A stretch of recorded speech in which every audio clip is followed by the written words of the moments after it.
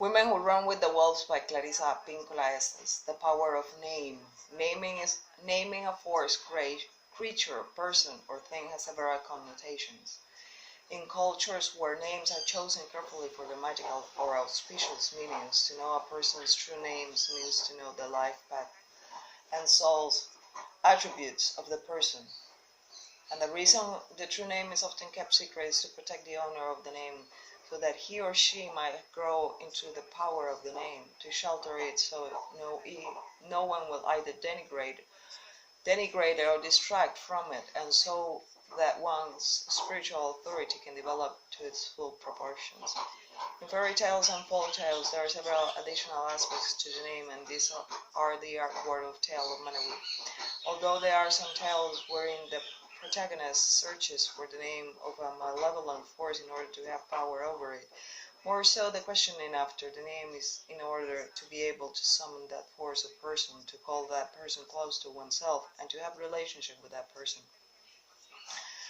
The latter is the case of Manawee's story. He travels back and forth, in sincere efforts to draw the power of the two close to him.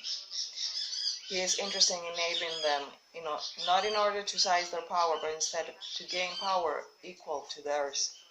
To know the names means to gain and retain consciousness about the dual nature, which as one may, and even with the use of one's mind, one cannot have a relationship of depth without knowing the names.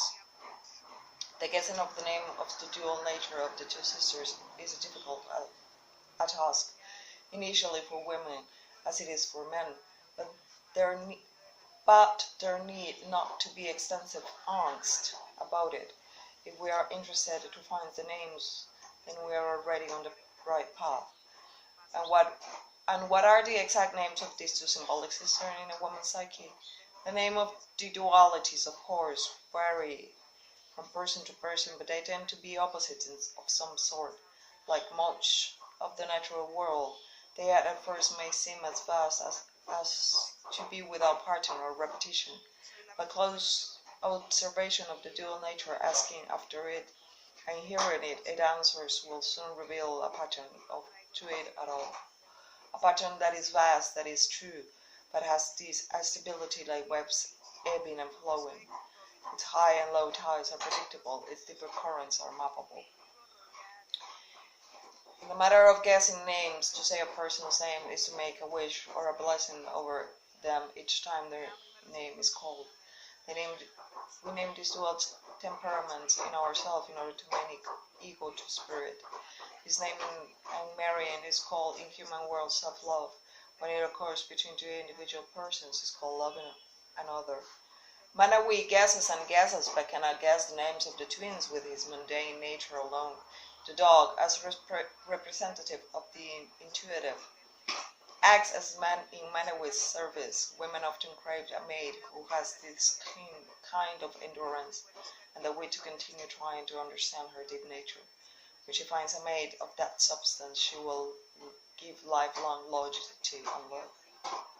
In the tale, the twins' father acts as the guardian of the mystical pair. He is symbolic of an actual intrapsychic feature which ensures the integrity of things staying together and riot being split apart. It is he who tests the worthiness, the rightness of the suitor, as it is good for women to have such a watcher. In this sense, it could be said that a healthy psyche tests new elements which apply to it for inclusion, that the psyche has an integrity about it and a screening process.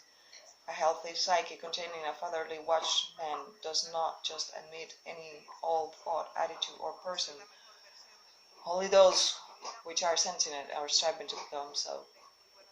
The father of the two sisters says, "Wait until you convince me that you're interested in really knowing about the true essence, the true names. You might not have my daughters." The father is saying, "You can't have understanding of women's mysteries just for the asking. You must do the work first. You must endure in pursuing this matter. You must divide yourself even closer to the real truth of this female soul puzzle, this endeavor which both descend and riddle."